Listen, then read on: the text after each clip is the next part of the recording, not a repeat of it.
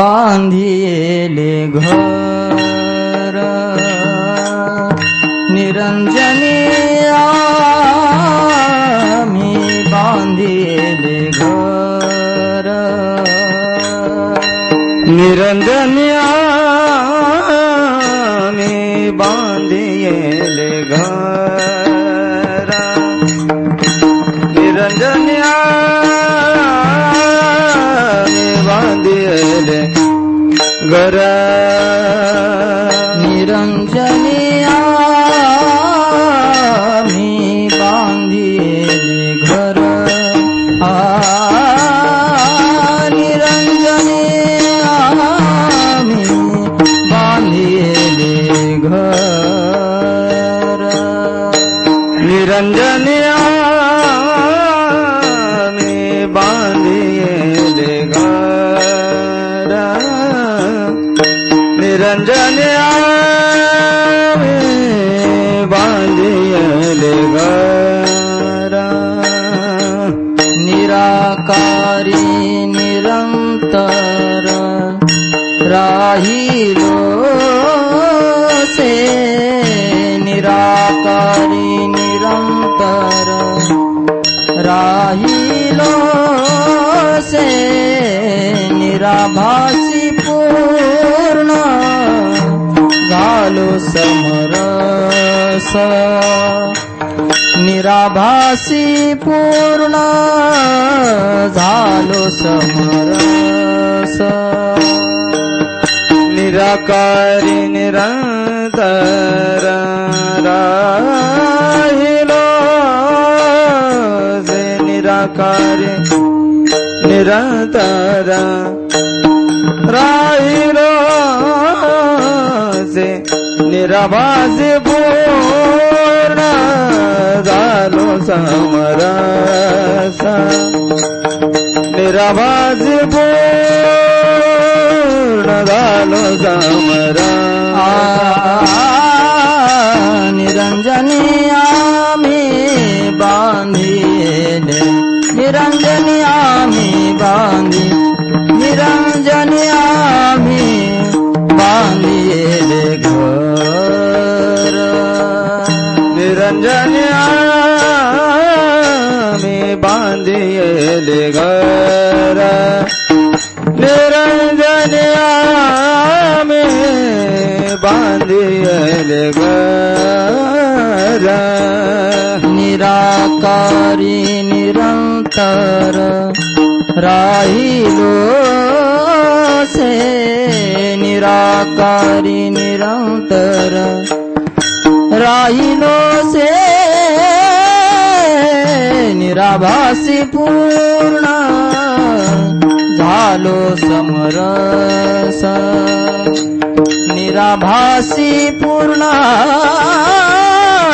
झालो समरस निराकारी निरंतर राहिलो से निराकारी निरंतर राहिलो से निराभासी पूर्ण झालो समरस निराभासी पूर्ण झालो समरस अखंड ऐक्यास पावलो आम्ही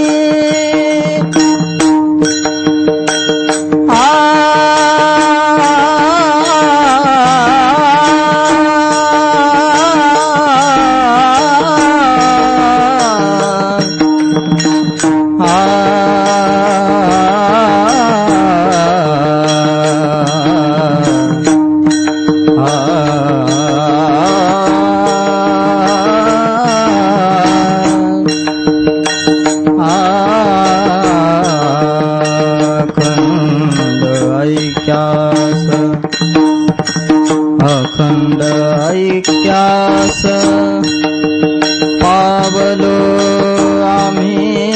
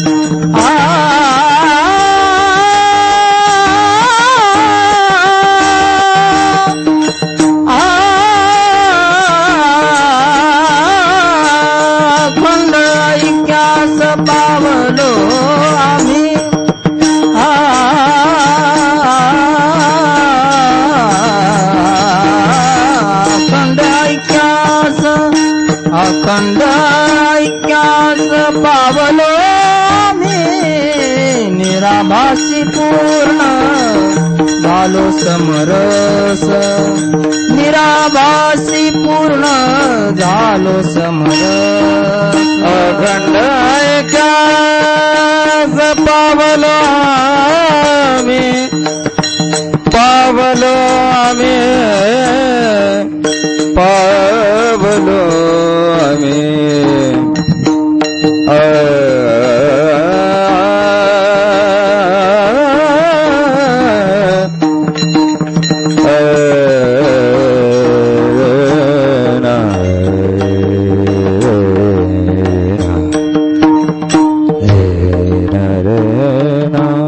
खंड ऐक्याचा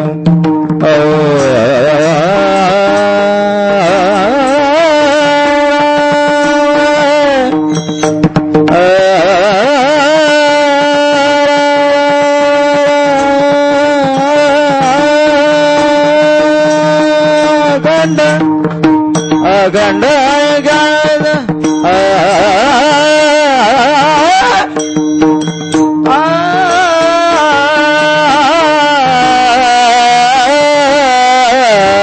अखंड ऐक्याचा पावलो आम्ही अखंड ऐक्याचा पावलो आम्ही निराभासी पूर्ण झालो समरस निराभासी पूर्ण झालो समरस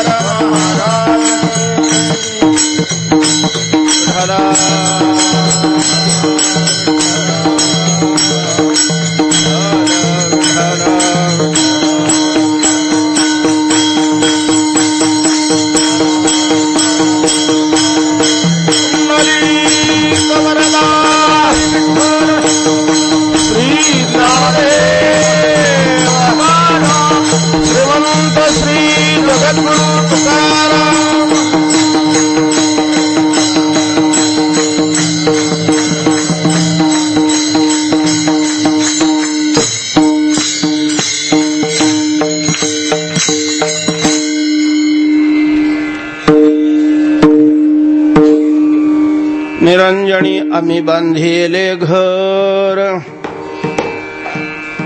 निरंजनी आम्ही बांधिले घर निराकारी निरंतर राहिलोसे निराभासी पूर्ण झालो समरस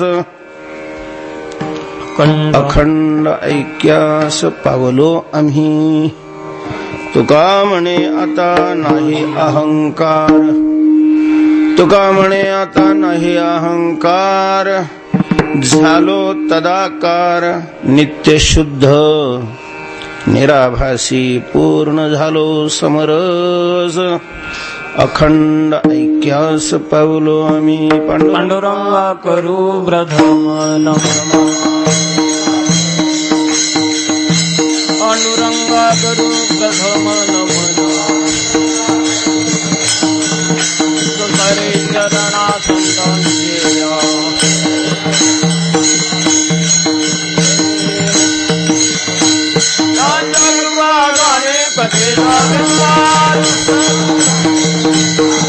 राजा कृपा झाले कथेचा विस्तार बाबाजी सद्गुरुदास तुकार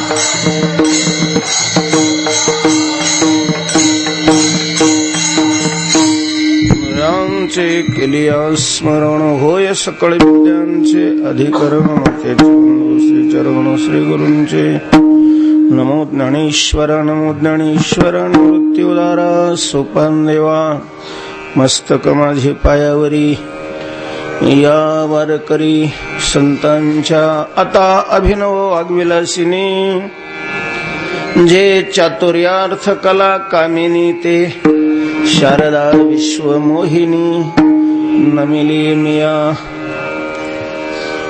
निरंजनी आम्ही बांधिले घर निराकारी निरंतर राहिलो श्री निराभासी पूर्ण झाले समरस अखंड ऐक्यास पावलो आम्ही श्रीमंत श्री जगद्गुरु तुकोबाराय या अभंगातून आपली स्थिती प्रतिपादन करतात. विठ्ठल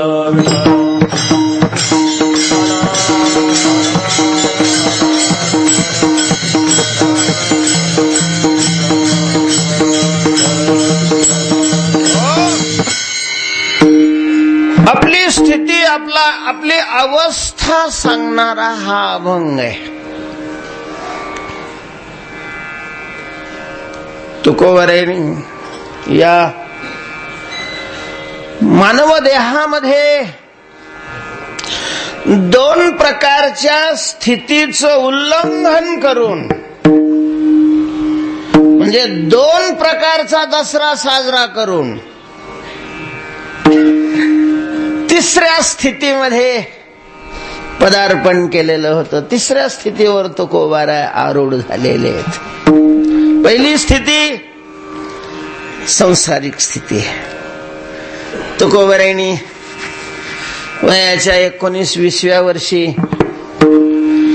या स्थितीचं सीमोल्लंघन केलं आणि साधक क्षेत्रामध्ये तुकोबाराय प्रविष्ट झाले. साधकाचं जीवन जगले. साधारण 10 वर्ष धरूया आपण ते. आणि 30-31व्या वर्षी तुकोबारायांनी त्याही स्थितीचं सीमोल्लंघन केलेलं आहे आणि सिद्ध अवस्थेमध्ये पदार्पण केलं. विठ्ठल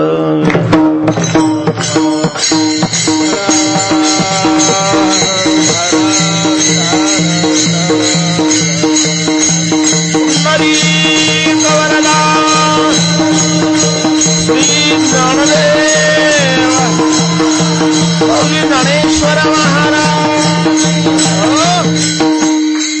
तुकोबारायांच्या गाथ्यामध्ये तुकोबारायांच्या या तिन्ही स्थितीचं म्हणजे तिन्ही अवस्थेतील तुकोबारायांचं दर्शन आपल्याला करायला मिळतंय.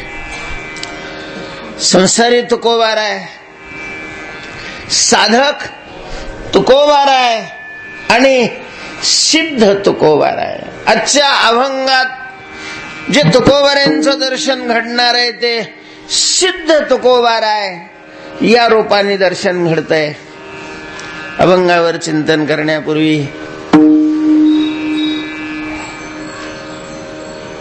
एक परिहार देणं नितांत आवश्यक आहे, गरजेचं आहे. मागच्या वर्षी या उत्सवामध्ये पाठीवर हात अशा प्रकारचे टाकणारे भाऊ उपस्थित होते. विठ्ठल विठ्ठल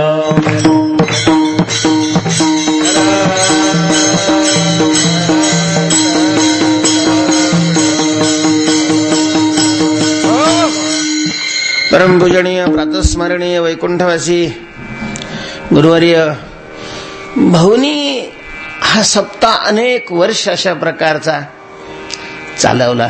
सप्ताहाची सुरुवात परमपूजनीय वैकुंठवासी मदन महाराजांनी केली असली तरी प्रत्यक्ष त्याचं संचलन संवाहन ज्याला म्हटलं जातं ते मात्र भाऊनी केलं. अनेक वर्ष केलं. निश्चित मला नाही सांगता येणार किती वर्ष केलं, पण आम्ही जसे इथं पंढरपूरला जन्माला आलो तसं तेव्हापासून भाऊच चालवत होते. विठ्ठल विठ्ठल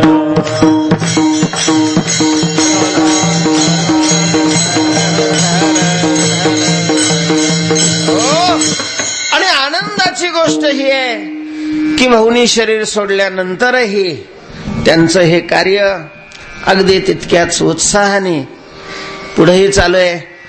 आमचे हरिभक्तपरायण गणेश महाराज तो वसा चालवतायत. त्यांनी चालवावा, खूप चांगल्या प्रकारे अशा प्रकारचा चालवावा आणि भाऊंचं कार्य अव्याहत चालू ठेवावं अशा प्रकारची प्रार्थना त्यांना करून, पांडुरंगाच्या चरणी ही मागणी करून की तशा प्रकारची बुद्धी अनुकूलता भगवंतांनी त्यांना द्यावी. असा हा उत्सव आहे. तेव्हा भाऊंच्या चरणावर पुनश्च शतशः अशा प्रकारचं दंडवत करून या अभंगाच्या चिंतनाकडे आपण येऊ.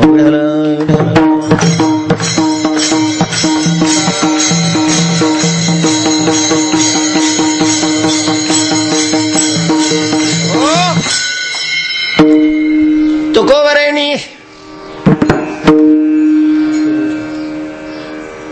आपली स्थिती सांगितलेली आहे. प्रत्यक्ष जीवनाचं रहस्य तुकोबरेनी या अभंगामध्ये प्रतिपादन केलेलं आहे. महाराज तुकोबाराय त्या कालामध्ये आगळं वेगळं अशा प्रकारचं जीवन जगत होते आणि त्या तुकोबारायांच्या जीवनाकडे पाहिलं की सगळं जग चक्रावून जायचं.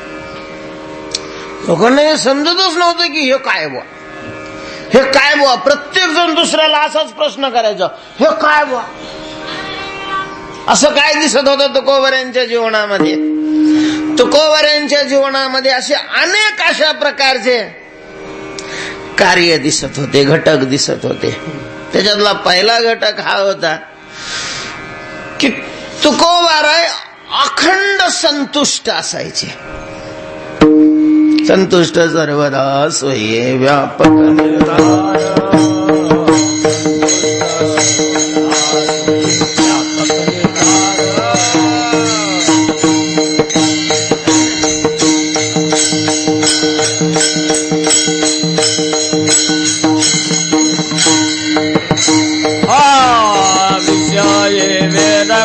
दया नाही अपपर, दया नाही अपपर. संतुष्ट सर्वदा सोये व्यापक निर्धार. संतुष्ट सर्वदा सोये व्यापक निर्धार. जय विरक्त दया नाही अपपर.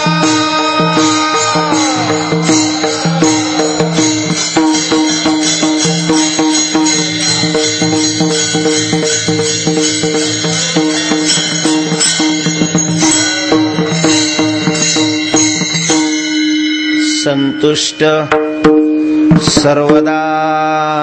संतुष्ट हे चित्त सदा सर्व काळ. संतुष्ट हे चित्त सदा सर्व काळ. संतुष्ट हे चित्त सदा सर्व काळ.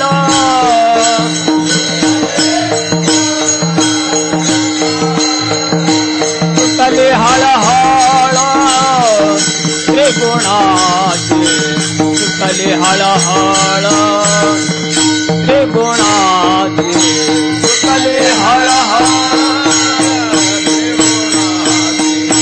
तुटले हळहळ. संतुष्ट हे चित्त सदा सर्व काळ. संतुष्ट हे चित्त सदा सर्व काळ. संतुष्ट हे चित्त सदा सर्व काळ.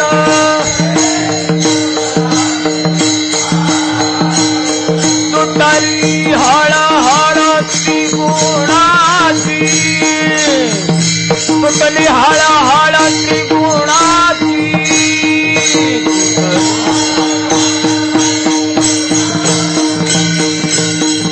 तुटली हळहळ.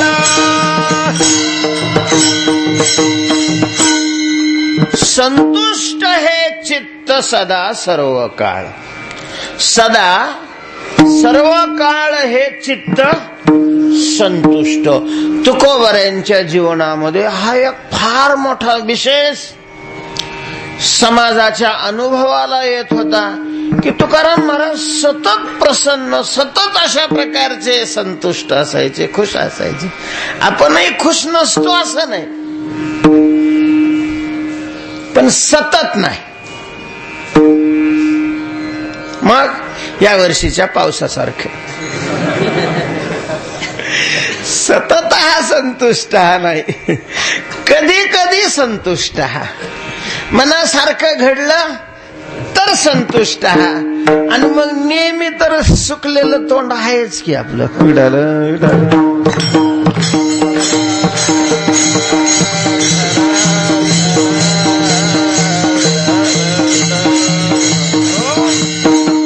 तुकोबारांचा हा विशेष होता की मनासारखं घडल्यानंतर ते संतुष्ट होते असं नाही, सतत संतुष्ट.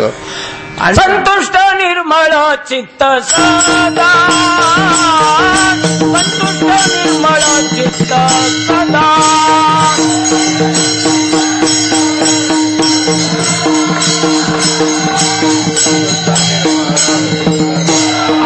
संतते समय ओळखती वेळ, संतते समय ओळखती वेळ, संतते समय.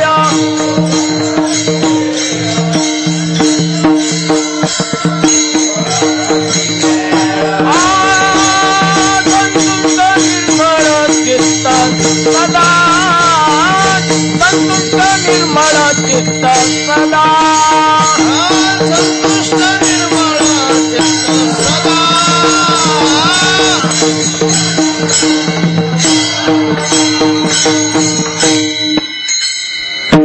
सतत संतुष्ट.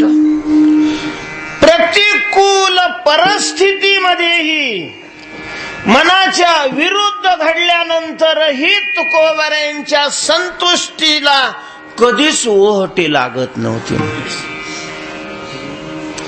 आणि हे पाहिल्यानंतर लोकांची बोट आपोआप तोंडात घुसत होती.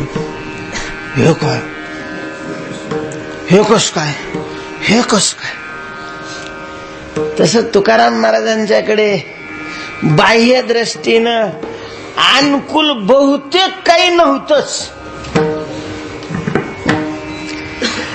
प्रतिकूलतेची तुकोबारायांच्यावर फार भिस्त, फार प्रेम.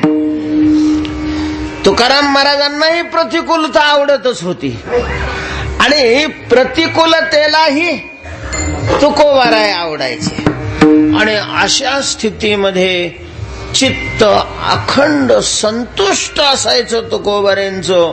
आणि हा लोकांच्या आश्चर्याचा विषय बनलेला होता की हे कसं आहे हो, हे कसं आहे हो, हे कसं आहे हो. आपण एवढं उरावर घेतलंय तरी आपलं चित्त संतुष्ट नाही. एवढं कमवतोय, एवढं पार भावाला मातीत घातलं, शेजाऱ्याला मातीत घातलं, बापाला मातीत घालून सगळे पाप करून एवढं गोळा करतोय तरी आपलं चित्त संतुष्ट नाही. आणि यांच्याजवळ काहीच नाही, काहीच नाही. आम्ही सदैव सुडके आणि चित्त संतुष्ट काय, हे कसं आहे. तुकोबारांच्या जीवनातला लोकांना आश्चर्याचा वाटणारा घटक हा होता की तुकोबाराय सतत संतुष्ट, सतत प्रसन्न, सतत हसतच राहायचे. दुःख ते कैसे नये स्वप्नाशी हे तुकोबाराय अनुभवत होते जीवनामध्ये सिद्धावस्थेत पदार्पण झाल्यानंतर. आणि लोकांना त्या प्रश्नाचं उत्तर मिळत नव्हतं. अशी आणखीन पुष्कळ. भीती नावाची वस्तूच तुकाराम महाराजाकडे नव्हती. जसं काही भीतीचा आणि यांचा घटस्फोट झालेला आहे. तुका म्हणे भय आम्हा स्वप्ने तेही नये, आम्हा स्वप्ने तेही नये, आम्हा स्वप्ने तेही नये. तुका म्हणे भय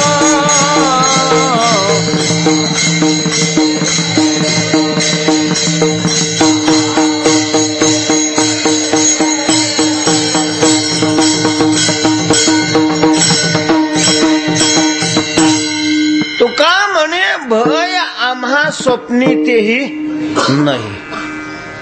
कशालाच भीत नव्हते. म्हणजे भीती नावाची वस्तू त्यांच्या चित्तातून पार निघून अशा प्रकारची गेलेली होती. मरणालाही भीत नव्हते, बाकीचं नाहीच कशाला, तर मरणाला सुद्धा भीत नव्हते. बऱ्याच लायसन काढलेले सुद्धा भीतात.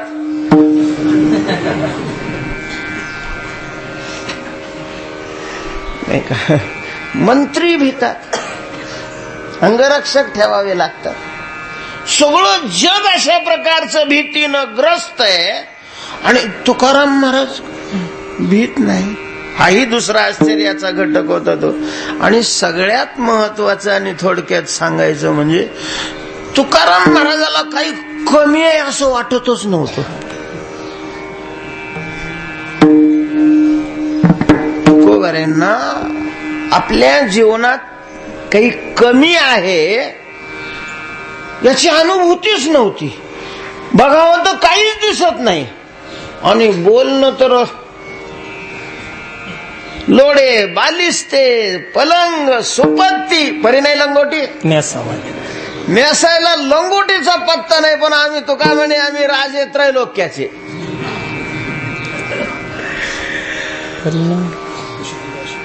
रिद्धी सिद्धी दासी कामधेनू. फक्त खायला आम्हाला भाकर नसते तो भाग वेगळा, नाहीतर मग रिद्धी सिद्धी ह्या सगळ्या आमच्या दासी आहेत, कामधेनू आमच्या घरी आहे. बरोबर. कमी नावाची वस्तू तुकोबारांना कधी अनुभवाला येत नव्हती, कमीच नव्हती. आणि मग शेवट लोकांनी विचारलं तुकोबारांना की बा हे काय कारण काय आहे, तुमच्या अशा प्रकारच्या या जीवनाचं रहस्य काय आहे, का तुम्ही कशालाच भीत नाही, मृत्यूला का बरं भीत नाही. तुकोबारांनी सांगितलं मृत्यू मेला. म्हणजे मेलेल्या माणसाला घाबरायचं काय कारण आहे. महाराज आपल्याला मेलेल्याची सुद्धा काय वाटत आहे. म्हणजे आपलं असे एखादा विरोधक असेल त्याची जिवंतपणी भीती वाटेल याच्यात विशेष नाही. तो मेल्यावर सुद्धा काय वाटते, भीती वाटते. त्याला जिथं जाळलेलं असतं तिथून एकट्याला जायला नको वाटत. तुकोबाराय तुम्ही मृत्यूला का भीत नाही. तुकोबारांनी सरळ सांगितलं की आमचं मरण काय झालेलं आहे, मेलेलं आहे. आम्ही अशा ठिकाणी राहतो, देवाने असं आम्हाला ठिकाण दिलं की त्या ठिकाणी मृत्यूला प्रवेशच नाही. न लगे मरावे न लगे मरावे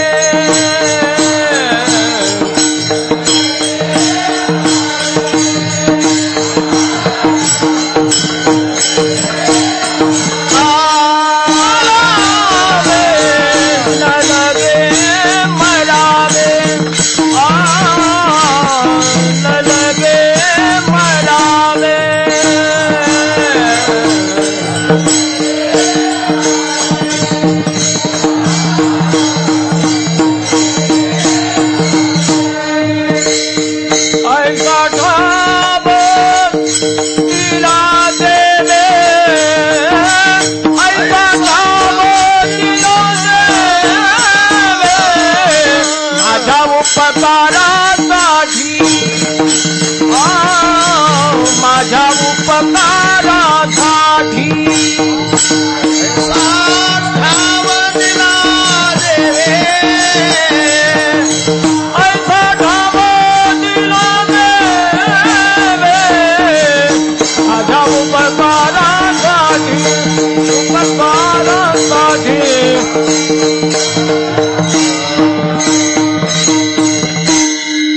न लगे मरावे ऐसा ठाव दिला.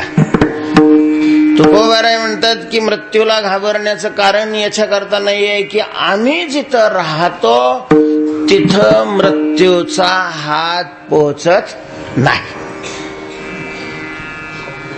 आम्ही जिथं राहतो तिथं कमी येतच नाही. आम्ही जिथं राहतो तिथं भीतीचा संबंध नाही.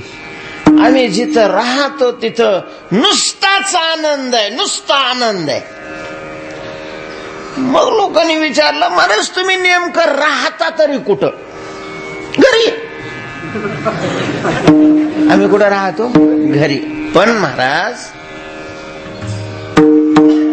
तुम्ही घरी राहता आणि त्या घरा मध्ये मृत्यूचा हात पोहोचत नाही असे तुम्ही म्हणता. एक तर हे आम्हाला अगोदर पटलेलं नाहीच आहे. कारण असं कोणतं घर आहे की जिथं मृत्यूचा हात काय होत नाही, पोहोचत नाही. महाराज, या बाबतीत भगवान श्रीकृष्णाच्या जीवनातली एक घटना आठवल्याशिवाय राहत नाही. भगवान त्या काळामध्ये द्वारकेमध्ये होते आणि अर्जुनही तीर्थयात्रा करत करत कुठे आलेला होता? द्वारकेमध्ये आलेला आहे. द्वारकेतला एक उत्सव आहे, 3 दिवस चालणारा तो उत्सव आहे. आणि त्या उत्सवामध्ये यज्ञाची दीक्षा घेऊन भगवान बसलेले आहेत.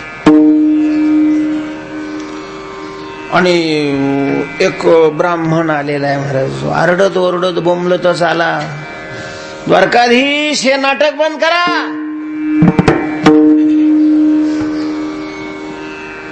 माझी पत्नी प्रसव वेदना सुरू झालेल्या आहेत तिला, माझ्या मुलाचं संरक्षण करा. आजपर्यंत जेवढीही मुलं झाली जन्माला आली की काळ त्याला घेऊन जातोय. आणि अकाली मृत्यू जर होत असेल तर ते पापामुळं होत असतो. पूर्ण कालानंतरच्या मृत्यूचं स्वागत केलेलं आहे सगळ्यांनीच, पण अकाली कोणाला मृत्यू ओढवत असेल तर ते राजाचं पाप मानलं जातं महाराज. तेव्हा हे ढोंग बंद करा, आता यज्ञ फिज्ञ करायचं आणि माझ्या मुलाचं संरक्षण करा. द्वारकाधीश, धर्माची स्थापना करण्याकरता तुम्ही आलेले आहात आणि तुमच्याच नगरीमध्ये अधर्म आहे. अधर्म, कारण अधर्म असल्याशिवाय, पाप असल्याशिवाय माझ्या मुलाचा अकाली मृत्यू नाही होत. असं बोलायला लागला महाराज. अर्जुनाला काही ते सहन झालं नाही. अर्जुनाने सांगितलं, तुला समजतंय काय कोणाला बोलतोस तू? ती म्हणे, तू गप्प बैस, तू गप्प बैस. माझी आतापर्यंत 2-3 मुलं मेलेली आहेत, तू करणार आहे का माझ्या मुलाचं संरक्षण? तो म्हटला, हा मी करतो. काय तू करतोस? त्यांनी सांगितलं, तू मला ओळखलेलं नाहीये, मी विश्वातला सर्वश्रेष्ठ धनुर्धर आहे, अमक्याचा शिष्य आहे, तमक्याचा शिष्य आहे, मी तुझ्या मुलाचं मृत्यूपासून संरक्षण करू शकतो. आणि अर्जुन गेलेला आहे महाराज. प्रसव वेदना सुरू झालेल्या होत्या त्याच्या पत्नीला. अर्जुनाने आपल्या मंत्राने त्याच्या झोपडीवर असं कुंपण तयार केलं बाणाने की त्याच्यातून मृत्यू नाही, हवा सुद्धा मध्ये घुसू शकणार नाही. मुलाचा जन्म झालेला आहे. मुलाचा आवाज ऐकल्यानंतर सगळ्यांना आनंद झालेला आहे. आणि जन्म झाल्यानंतर 2-5 क्षण जातात न जातात तोपर्यंत कुठली तरी शक्ती आलेली आहे. अर्जुनांचं ते कुंपण बाणाचं ते तोडलेलं आहे आणि त्या मुलाला घेऊन अशा प्रकारची काळाचा हात पोहोचत नाही. असं कसं काय होणार? तुकोबर आहे असं कुठं तुमचं ठिकाण आहे, कुठं घर आहे, कुठं बांधलंय घर तुम्ही, कुठं आहे घर तुमचं? तेव्हा आपण घर कुठं बांधलं तेच तुकोबर आहे अभंगाच्या प्रथम चरणामध्ये. निरंजनी आम्ही बांधिले घर, निरंजनी आम्ही बांधिले घर, निरंजनी आम्ही बांधिले घर.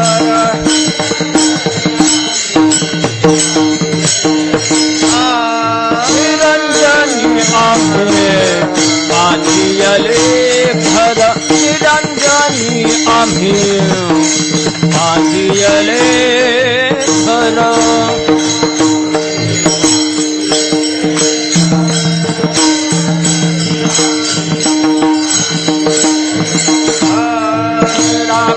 निरंतर राहिलो हे, निराकार निरंतर राहिलो ते, निराभासी पूर्ण झालो समरस, निराभासी पूर्ण झालो समरस.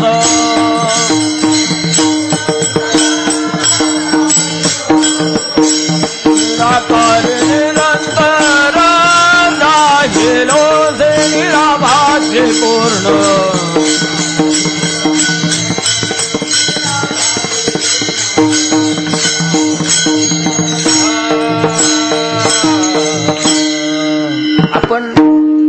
कुठं अशा प्रकारचं घर बांधलेलं आहे, म्हणजे एरिया कोणता,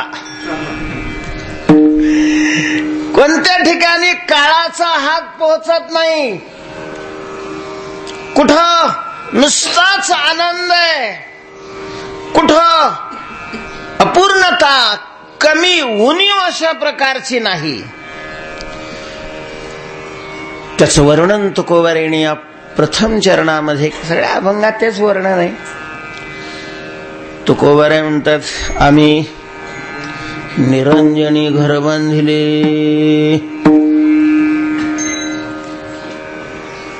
निरंजनी निराकारी आम्ही घर बांधलेले. तुकोबाराय म्हणतात, आम्ही त्या ठिकाणी घर बांधलेले. कोणत्या ठिकाणी म्हटले, ज्याला आकार नाही आणि जे शुद्ध आहे. निरंजन शब्दाचा अर्थ अंजन रहित, कालिमा रहित, अशुद्धी रहित, शुद्ध अशा प्रकारचं जे स्वरूप आहे, कसलाच मल त्याच्या ठिकाणी नाही. आणि या ठिकाणी काय नाही, आकारही नाही, अशा ठिकाणी आम्ही घर बांधलं. आता ऐकणाऱ्याला हे काहीच उमजलं नाही. घर बांधलं एवढं लक्षात आलं, कारण घर बांधणं हे सगळे अनुभवतात, स्वतः बांधलेलं असतं किंवा दुसरे बांधलेले पाहत असतात, त्याच्यामुळं घर बांधलं याचा अर्थ कळाला. पण ज्या ठिकाणी घर बांधलं तुकोबाराय म्हणतात, त्या ठिकाणाचा अर्थ त्यांना काही उमजलाच नाही. तुकाराम महाराजांनी सांगितलं, निरंजनी आम्ही घर बांधले. यांना वाटलं की एखाद्या एरियाचं नाव काय असेल, निरंजन, गावाचं, विभागाचं, एखाद्या स्थानाचं नाव. इकडं गोपाळपुरा म्हणतात, अंबाबाईचं पटांगण, इकडं स्टेशन रोड, भक्ती रोड, असे त्या विभागाला काय दिलेले असतात, नावं दिलेली असतात.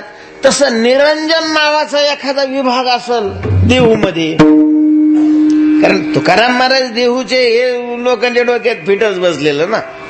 तर तुकाराम महाराजांनी सांगितलं, वा आम्ही गावाचे फिवाचे नाही, कोणत्याच काहीच मी नव्हे, कोणीये गावीचा, कोणीये गावीचा मी नव्हे, मी कोणत्याही गावाचा नाही. पण व्यक्ती म्हटलं की ती कुठंतरी राहणार. व्यक्तीच्या अस्तित्वाला हे दोन कारणीभूत असतातच, देश आणि काल. कालाला सोडून व्यक्ती कशी राहील आणि देशाला सोडून व्यक्ती कशी राहील. ज्या देशात ती राहते तो देशच तिचं काय मानलं जातो, गाव अशा प्रकारचं मानलं जातं. तुकोबाराय म्हणतात की आम्ही कुठंच राहत नाही. तुकाराम महाराजांनी काय अलीकडे काय तुकाराम महाराज गांजा फिंजा प्यायला लागले काय तुकाराम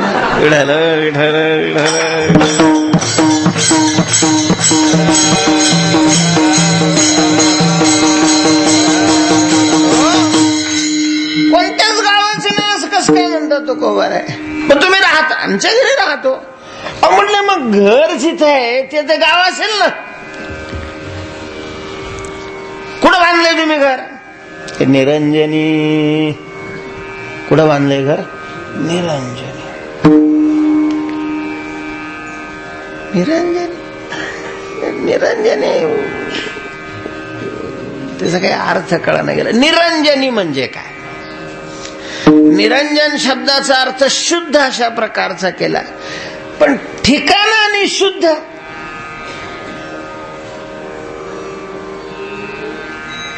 कोणती त्या ठिकाणी अशुद्धी नाही. तुकोबाराय विठ्ठल विठ्ठल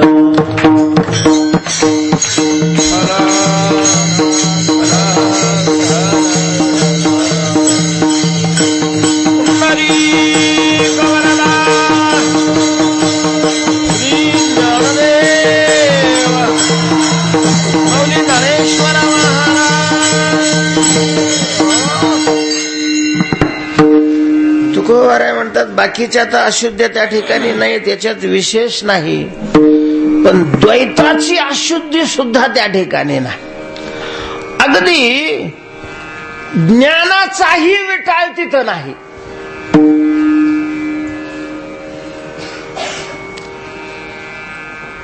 जाणीवेचा विटाळ सुद्धा तिथं नाही. अशा प्रकारचं ते काय आहे, सोहळं पवित्र असं ठिकाण आहे. आणि तिथं आम्ही घर बांधले.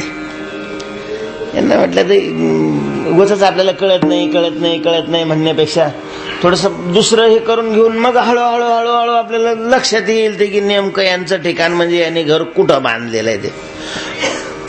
मग त्यांनी विचारलं, का हो महाराज, ठीक आहे, तुमच्या म्हणण्याप्रमाणे आम्ही तुमच्या शब्दावर विश्वास ठेवून हे मानलं की तुम्ही जिथं घर बांधलेलं आहे तिथं काळाचा काय होत नाही, हात पोहोचत नाही, तिथं काळ येतच नाही, त्याच्यामुळं तुम्हाला मरणाची भीती वाटत नाही.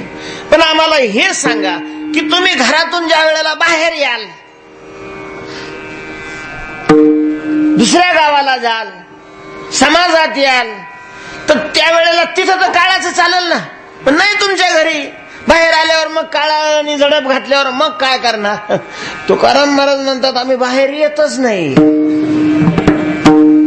निराकारी निरंतर राहिलो ते निराकारी निरंतर.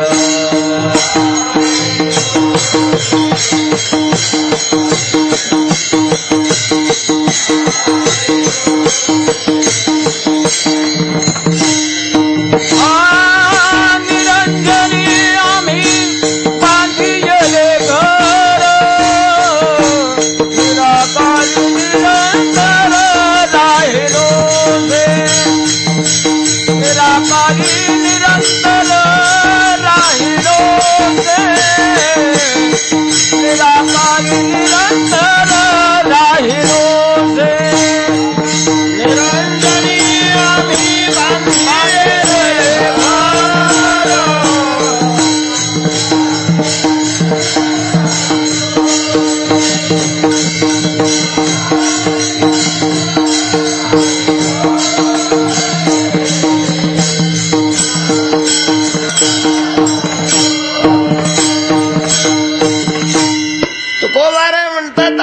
त्या ठिकाणाला सोडून कधी बाहेर येतच नाही.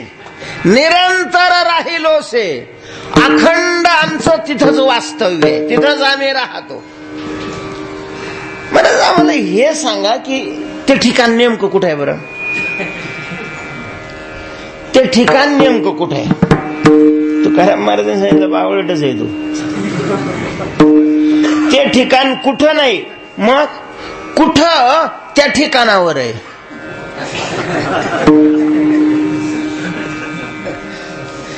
ते ठिकाण कुठं आहे असं नाही, कुठं हे तिथं आहे. विठाल विठाल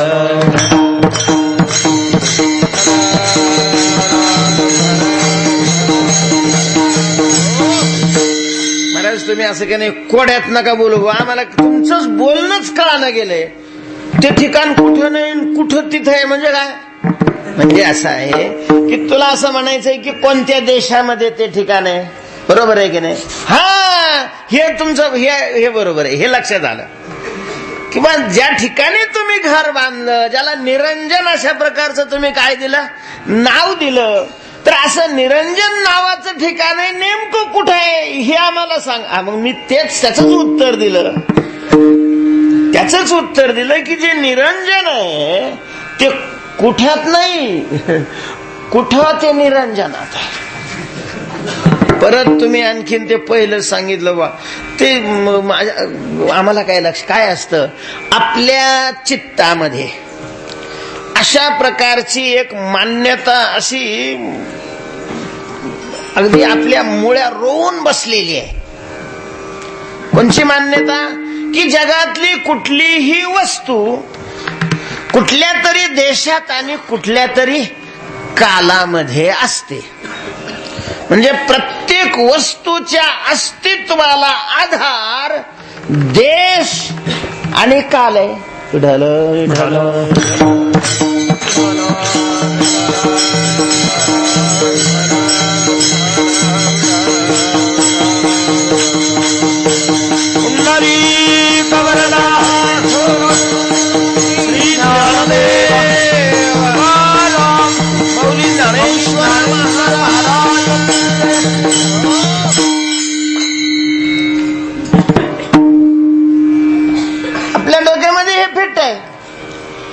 संस्कार ही मान्यता याच जन्मातले असं नाही, अनंत जन्मातले. आणि मग त्या मान्यतेतून हा प्रश्न विचारला की ते निरंजन नावाचं ठिकाण कुठं आहे, कुठे शब्दाचा अर्थ कोणत्या देशामध्ये आहे, कुठं हा शब्द देशवाचक अशा प्रकारचा आहे. आता हे खरं आहे की जगतंत पाती ज्या वस्तू आहेत त्या वस्तू कुठल्या तरी देशात आहेत आणि कुठल्या तरी कालामध्ये, हे खरं आहे.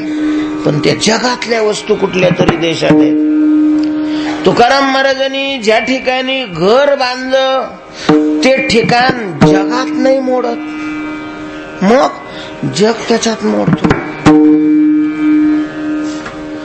त्या स्वरूपाच्या एका अंशावर हे सगळं जग स्थित आहे. जग मेकांशेन स्थितो जगत अथवा बहुनैतेन किं ज्ञातेन तव अर्जुन विष्टभ्यामिदं कृत्स्न मेकांशेन स्थितो जगत. जगत एकांशेन स्थितः, हे सगळं जग माझ्या एका अंशावर स्थित आहे. आणि त्या जगामध्ये देश आणि काल आहेत, म्हणजे देशही याच्या एका अंशावर स्थित आहे. आणि लोक विचारतात ते कोणत्या देशात आहे. जो देश या निरंजन स्वरूप असणाऱ्या पदार्थाच्या एका अंशावर आहे, त्या अंशात हा पदार्थ कुठे आहे जर विचारलं तर काय उत्तर देणार आहे. म्हणून तुकोबाराय म्हणतात की ते निरंजन कुठं आहे असं नाही, ते कुठं निरंजनात आहे. विठ्ठल विठ्ठल.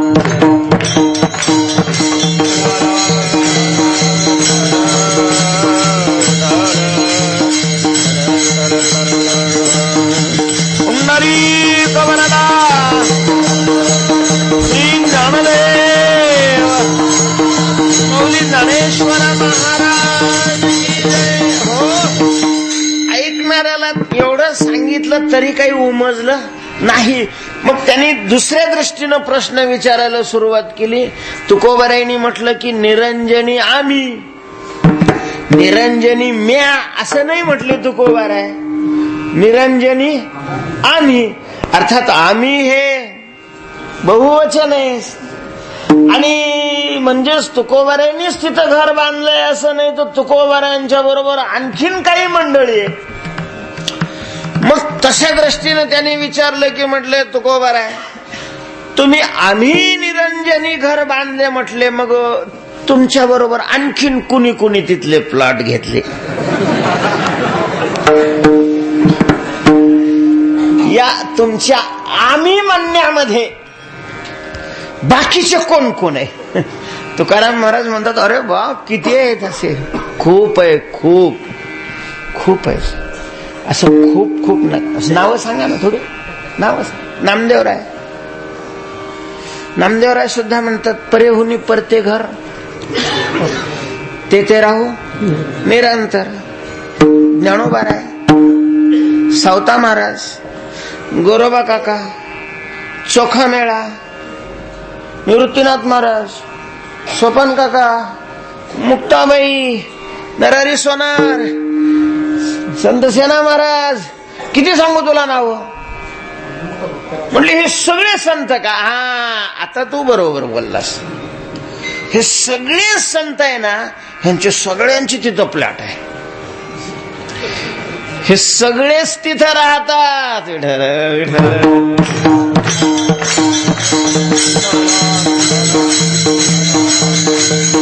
ठाव धरिला संत जय, ठाव धरिला संत जय.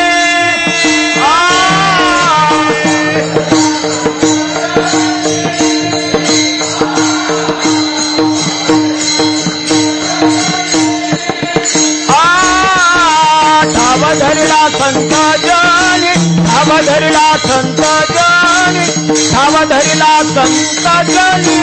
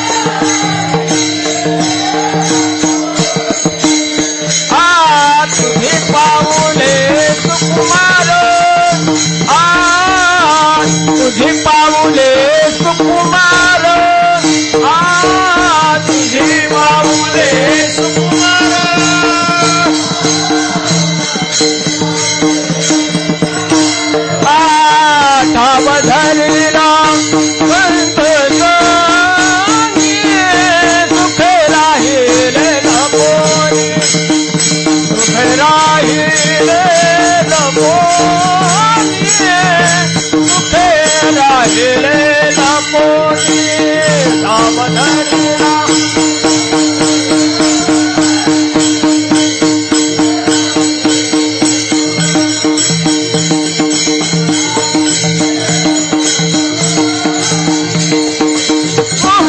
राहिले लपोनी ठाव धरिला संतजनी, संतजनी ठाव धरिला आणि सुखे लपोनी राहिले. तर तिथं या सगळ्या संतांच्या अशा प्रकारची घरं आहेत. सगळी संत मंडळी तिथं राहतात. नाही, जी तिथं राहायला गेली त्यांनाच काय म्हटलं जातं? संत म्हटलं जातं.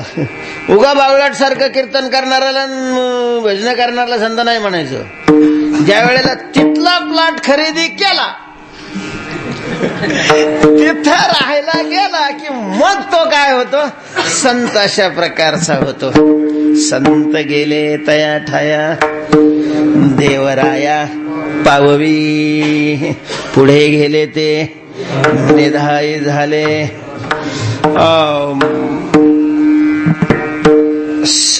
सगळे संत तिथं राहतात म्हटलं. कुठं म्हणजे निरंजनात का? हा, निरंजन बरोबर सांगितलं. याच्या काय तो प्लॉट लक्षात येईनाच गेला, म्हणजे तो एरिया लक्षात येईना गेला.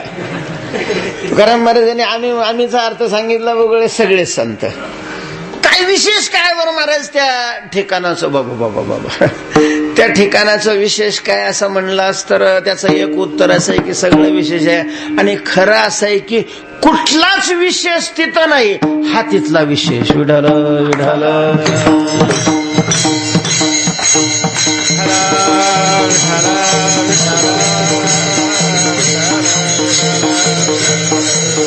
पुंडरीक वरदा श्री ज्ञानदेव माऊली ज्ञानेश्वर महाराज. काय म्हणले?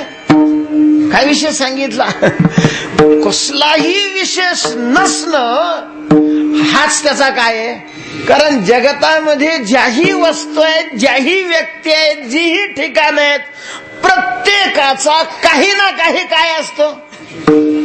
काही ना काही प्रत्येकाचा विशेष असतो. मग कोणाचं ठेंगणं असणं हा विशेष असेल, कोणाचं लंबू असणं हा विशेष असेल, कोणाचं जाडजूड असणं हा विशेष, शरीराचा विशेष, आकाराचा विशेष असेल, कोणाचा नावाचा विशेष असेल, कोणाचा कुळाचा विशेष असेल, कोणाचा परिस्थितीचा विशेष असेल, कोणाचा गुणाचा विशेष असेल, कोणाचा कलेचा विशेष असेल, कोणाचा सत्तेचा विशेष असेल, अभिनयाचा विशेष असेल. कुठले ना कुठला विशेष प्रत्येकाच्या ठिकाणी असतोच. विशेष रहित अशा प्रकारची वस्तू आपल्याला जगतात सापडणार नाही. पण त्या ठिकाणाचा हा विशेष आहे का तिथलं कुठलाच विशेष नाही. म्हणजे कुठलाच विशेष नाही. विशेष नाही म्हणजे त्याला नाव नाही. कारण नावात एक विशेष असतो. नावाचे 3 प्रकार आहे. त्याच्यामध्ये सामान्य नाम आणि दुसरा नंबर कशाचा असतो? विशेष नाम. हे नावाचा विशेष असतो. त्याला नावाचा विशेष नाही म्हणजे त्याला नाव नाही. नाव नाही, नाव नाही त्याला. मग आता तुम्ही म्हणले की ते निरंजनी आम्ही बांधिले घर, मग निरंजन हे काय आहे? येड्या ते त्याचं नाव नाही. विठ्ठल विठ्ठल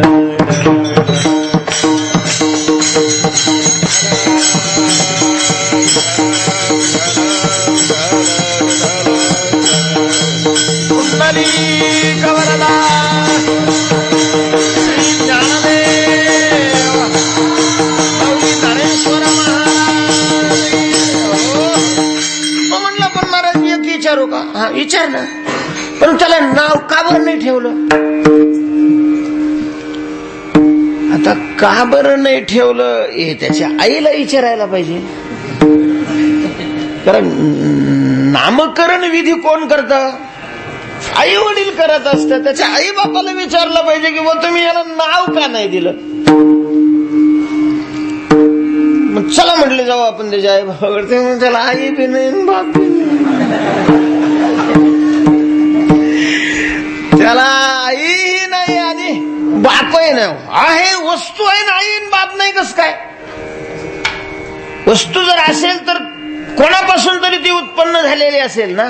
बरोबर आहे तुझं, पण वस्तूचे दोन प्रकार आहेत. वस्तूचे दोन प्रकार आहेत. संस्कृत मध्ये भूधातू आहे आणि त्या भूधातूचे दोन अर्थ दिलेले आहेत, होणे असणे. होणे आणि असणे असा भूधातूचा अर्थ संस्कृतच्या पहिल्या पुस्तकामध्ये सांगितलेला आहे. भूभवती म्हणजे होणे किंवा असणे. आणि मग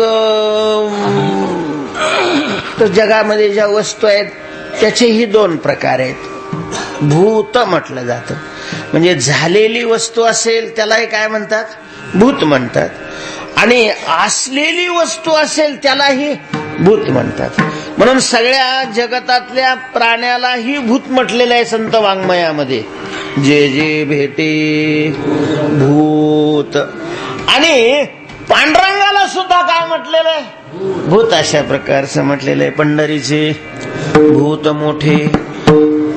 तर मग हे भूत आणि ते भूत, तर हे झालेलं भूत आणि ते असलेलं भूत.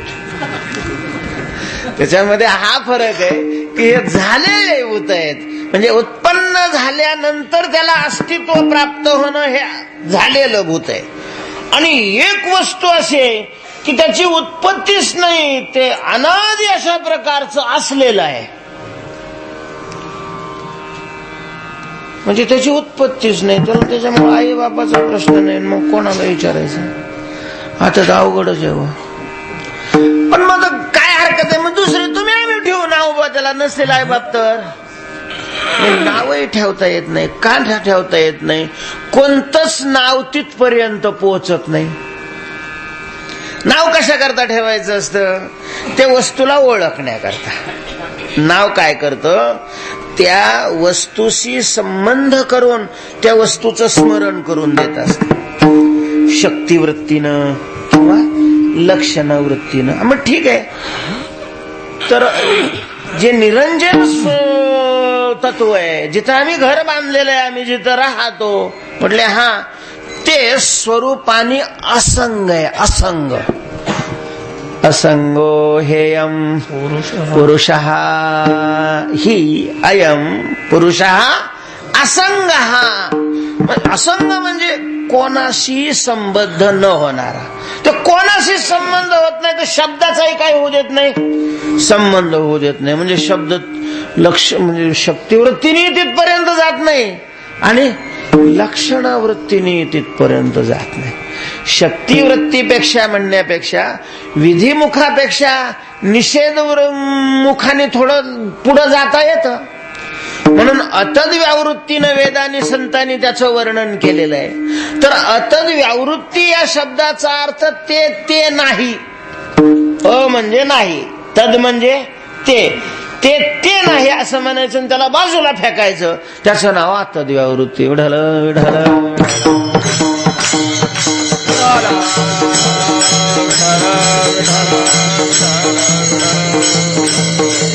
पुंडरी गवरदा श्री ज्ञानदेव माऊली ज्ञानेश्वर महाराज. त्यामुळं त्याला आपणही नाव ठेवू शकत नाही. म्हटले निरंजन हे अतद व्यावृत्तीचं वर्णन आहे. अंजन त्या ठिकाणी नाही, म्हणून त्याला काय म्हटलं? निरंजन अशा प्रकारचं म्हटलं. तिथं आम्ही घर बांधलं, त्याचा हा सगळा परिणाम आहे. म्हणजे आमच्या अजून ते लक्षात नाही. जरा विस्ताराने सांगा ना. मी तुला विस्ताराने सांगितलं असतं, पण आमचा आजचा टाइम काय झालेला आहे? संपलेला आहे.